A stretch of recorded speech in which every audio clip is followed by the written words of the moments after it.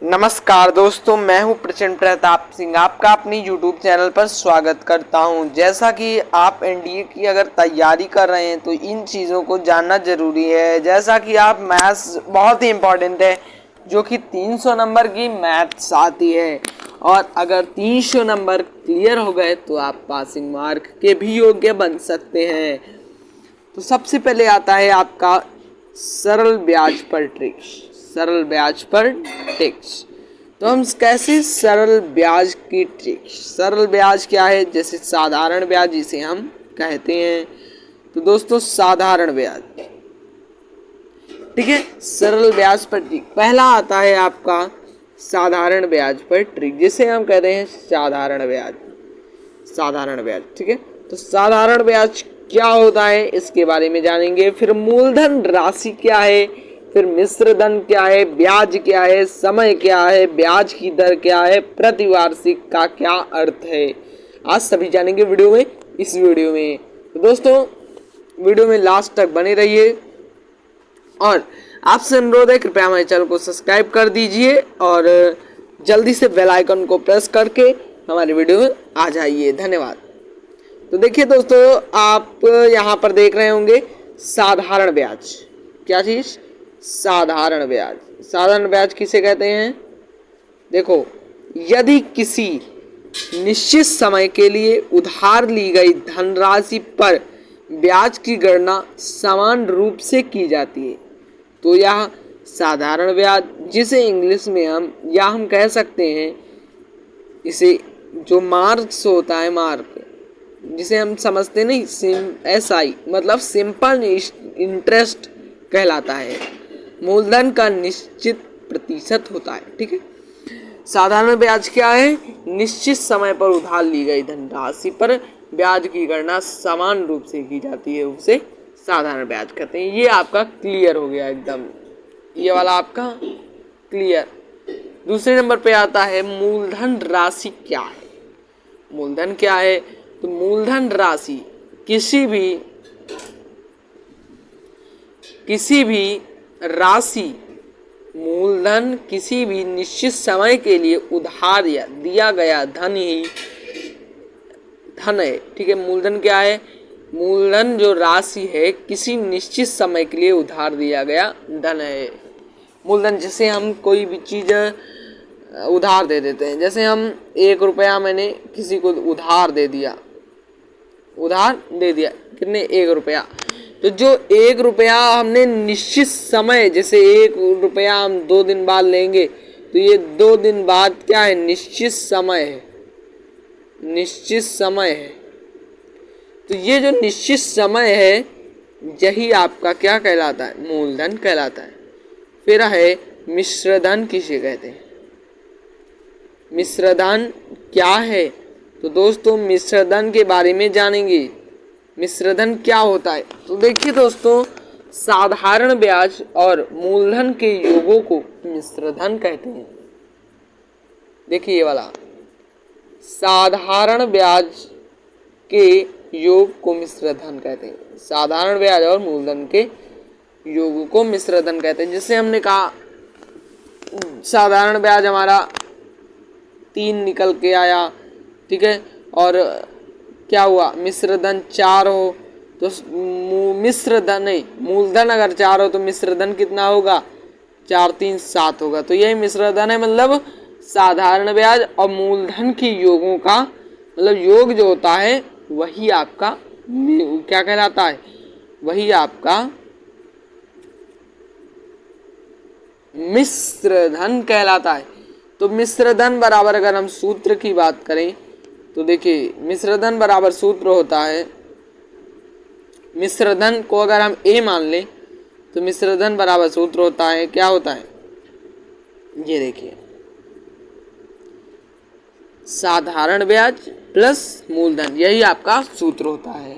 अगर आपको कह दे वीडियो में कि जैसे मतलब कोई सवाल आपका कह रहा है कि मिश्रधन ज्ञात करो, तो आपको क्या करना है? आपको साधारण ब्याज और मूलधन को जोड़ देना है। और अगर हम देखो साधारण ब्याज की अगर हम बात करें, साधारण ब्याज, तो साधारण ब्याज बराबर, देखो साधारण ब्याज जैसे क्या होता है, मूलधन गुणे दर गुणे समय, ये आपका फार्मूला होता है बटे 100।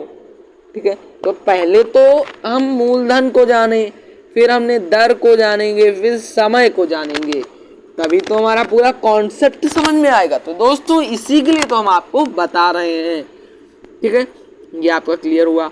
ब्याज किसे कहते हैं? देखो ब्याज जो होता है दोस्तों, ब्याज किसे कहते हैं, क्वेश्चन आता है ब्याज किसे कहते हैं। तो ब्याज जो है, ब्याज उधार लेने वाले द्वारा ऋणदाता द्वारा उधार लिए गए धन के अतिरिक्त दी गई राशि होती है, जिसकी गणना मूलधन के आधार पर होती है। ब्याज दोस्तों वो चीज है, जैसे हम 500 रुपया किसी व्यक्ति से लेते हैं और हम कहते हैं कि 2% का ब्याज हम आपको देंगे, तो जो 2% होता है वो आपका क्या होता है, दर होता है। लेकिन हम कहते हैं 500 रुपये हमने लिया और हमें क्या ज्ञात करना, ब्याज ज्ञात करना, साधारण ब्याज। तो देखो ब्याज हम कैसे ज्ञात कर लेते हैं, जैसे हमने 2% ब्याज लगाया, तो 500 का 2% कितना होता है, 5 दूनी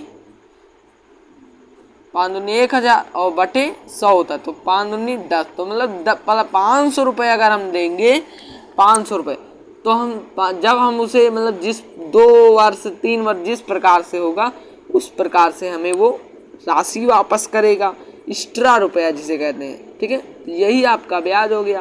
फिर है समय। समय क्या होता है, यह वह समय है जिसके लिए राशि उधार दी जाती है। यह वह समय है जिसके लिए कोई धन जो होता है ना, वो उधार भी लिया जाता है और उसे उधार दिया भी जाता है। फिर होता है ब्याज की दर। ब्याज की दर क्या है, तो देखिए दोस्तों, ब्याज की दर यह वह दर है जो मिश्र धन पर ब्याज देने के लिए लगाई जाती है। दर किसे कहते हैं, ब्याज की दर किसे कहते हैं, वो दर जो मूलधन पर ब्याज देने के लिए लगाई जाती है। ठीक है, ये क्लियर हुआ कॉन्सेप्ट।